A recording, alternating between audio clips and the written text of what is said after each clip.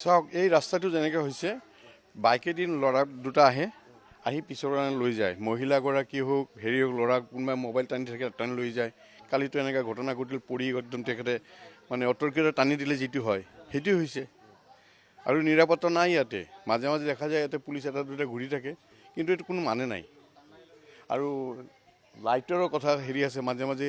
সব ষ্ট্ৰীট লাইটৰ নজ্বলে এন্ধাৰ হৈ যায় এই সুবিধাটো সিহঁতে লয় আপুনি ইয়াৰ স্থানীয় আপোনাৰ ঘৰতো মহিলা নিশ্চয় আছে কেনেকৈ নিৰাপদ অনুভৱ মহিলাগৰাকীৰ চাওক এইবিলাক চেইনটো টানি দিয়ে চেইন টানে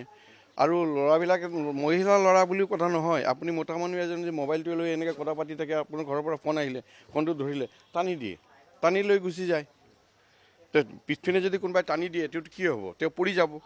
আৰু এনেকৈ এক্সিডেণ্ট প্ৰায়ে হৈ থাকে আমাৰ এতিয়া নিৰাপত্তা বুলি একোৱেই নাই একো নিৰাপত্তা নাই সেইটোৱে আৰু আজিকালি যদি মানে তেতিয়া ইমান ৰাতিও নহয় সন্ধিয়াই ধৰিব পাৰি 8টা 9 10 তেনেকুৱাই ছেফটি নহয় আৰু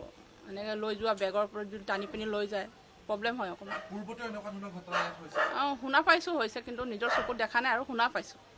নাই দোকান খোলা আছিলে চিঞৰ বাখৰ শুনি পিনি গৈছোঁ আৰু যোৱা বছৰ দেখিছোঁ তেখেত পৰি আছে ব্লিডিং হৈছে তাৰপিছত লৈ গ'লোঁ মিডলেণ্ডত লৈ গ'লোঁ ইমানে বাইকত এজনে আছে বুলি কৈছে